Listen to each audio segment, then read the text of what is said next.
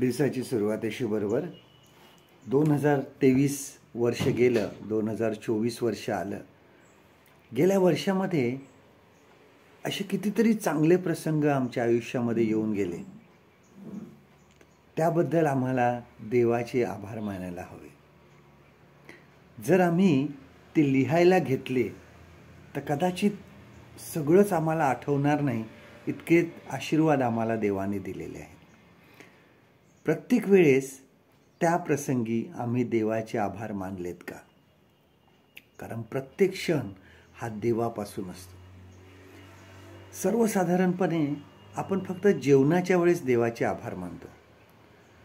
ज्या वेळेस आपण दुपारचं जेवण आहे, रात्रीचं जेवण, ज्यावेळेस आपण जेवायला बसतो त्यावेळेस आपण देवाचे आभार मानतो. परंतु इतर ज्यावेळेस इतर कामं करतो, इतर प्रसंगांना आम्ही तोंड देतो, दिवसभरातले जे काही करतो, आम्ही देवाचे आभार त्यावेळेस मानतो का? की एखादं काम आमचं झालं पटकन आपण देवाचे आभार मानतो का?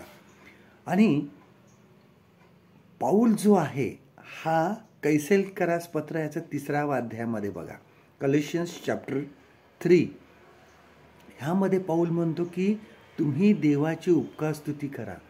तुम्ही कृतज्ञ असा की देवाने तुमच्यासाठी काय केलं आहे, त्याची उपकार स्तुती करा. कारण देवाची स्तुती आपण नेहमी केली पाहिजे. कारण देवाचे आभार मानायला वेळेचं किंवा कुठल्या जागेचं आपल्याला बंधन नाही.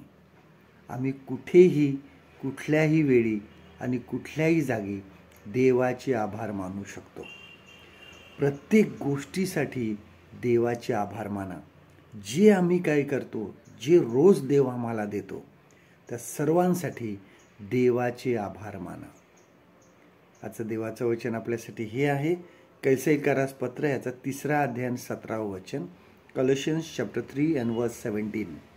आणि बोलणे किंवा करणे जे काही तुम्ही कराल ते सर्व प्रभू येशूच्या नामाने करा आणि त्याच्याद्वारे देव जो पिता त्याची उपकार स्तुती करा. परमेश्वर करो आजचा दिवस तुमचा आशीर्वादित करो.